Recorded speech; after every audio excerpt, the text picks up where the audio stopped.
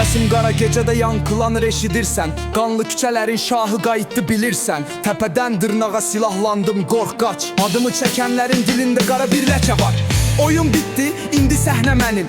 Əllərimdə qəzəb, gözlərimdə ölüm əmrim. Hər adımda tətikdə barmağım var. Zəiflər yer altında, biz zirvədəyik qardaşım. Bir vaxtlar dost deyirdin, indi niyə susursan? Bıçağı arxama sancan qardaş yox düşməndir. Qanınız yerdə qalmayacaq, bu son səhnədir. Ruhunuzla rəqs edəcək bu şəhərin küləyi. Qanlı küçə, qanlı yollar, qaranlıqda işıq yoxdur.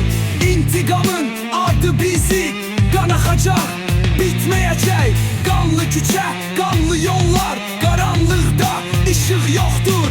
İntiqamın adı bizi qanaxacaq, bitməyəcək. Bizi zəif bildilər, amma biz heç düşmədik. Hər çətinlik bizə zəncir, bizəz onu qırdıq.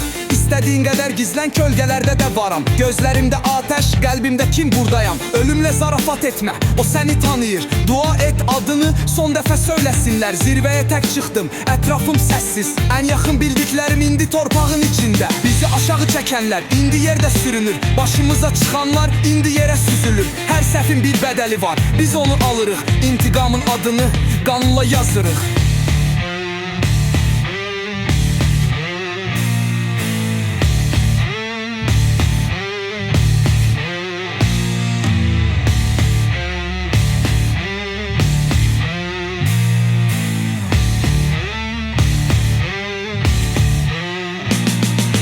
Düşmənlər qırıldı, dostlar dəyişdi. Bizi yıxmaq istəyənlər indi yerin altında. Mənim sözüm qanundur, bizə hörmət edəcəksən. Yoxsa bu gecə son gecən olacaq qardaş. Silah danışır, söz yox artıq bitdi. Kim haqsızsa ona yol yoxdur silindi. Həqiqət qaranlıqda bedə parlayır. Qanlı küçələrdə haqq həmişə qalıb gəlir. Küçədə izin var, qan töküldü, qıza salındı. Adımı eşidənlər titrəyir, hara qaçır indi. Bütün qaranlıq yollar mənim adımla yazıldı. Bu şəhər məni unutmaz, mən isə onu yandırdım. Əl sıxmaq istədilər, amma gecdi indi. Güvən yoxdur, sədaqət yoxdur, hər şey bitdi. Dost dediklərim arxamda xəncər oynatdı. İndi onlar torpağın altında haq yerini tapdı.